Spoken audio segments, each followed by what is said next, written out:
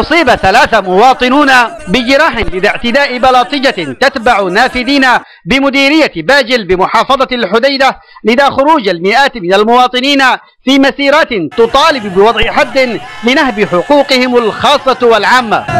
أجازوا عمر الواحدة 80 سنة واتمنى الضمان يا موتى لا ماي ولا ضمانات ولا من هذه الصدقة. من شلها؟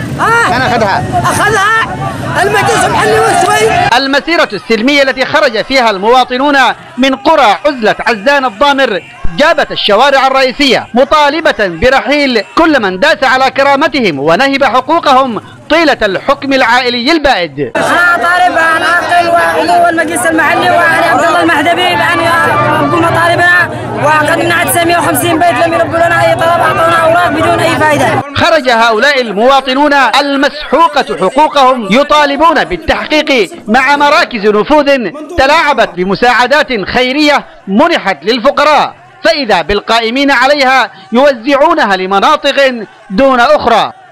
حسن عمر سويد مندوب اللجنة الإماراتية وبالنا الأمر بصرف توجيه لأحمد أبو طالب توجيه بالأسماء ذيلا.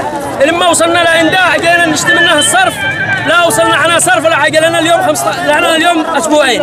كان علينا التوجه إلى مدير المديرية للاطلاع على المتسبب في نهب حقوق هؤلاء المواطنين والذي أبدى ملاحظات على طريقة صرف المساعدات. أسبوع من الآن تواصلنا مع الأستاذ علوي العطاس واتفقنا أن نطرح الموضوع على طاولة الأخ المحافظ مع العقال الموجودين في المدينة والريف ونجلس مع بعض في المحافظة بحيث نخرج برؤية واضحة لنتجاوز المشكلة هذه، إلا أنه الإخوة الإماراتيين حتى الآن مش موجودين في أعتقد في اليمن، مش موجودين في الحديدة، منتظرين وصولهم حتى نطرح الموضوع على طاولة الأخ المحافظ ونخرج بحلول إن شاء الله. ما إن خرج طاقم سهيل من مبنى المديرية وأثناء قيامنا بإجراء مقابلات مع المواطنين فوجئنا بهجوم من قبل مسلحين بأسلحة بيضاء وعصي وحجارة تطارد طاقم سهيل وتعتدي على المتظاهرين سلميا. عبد الحفيظ الحطامي لقناة سهيل الفضائية، مديرية باجل، محافظة الحديدة.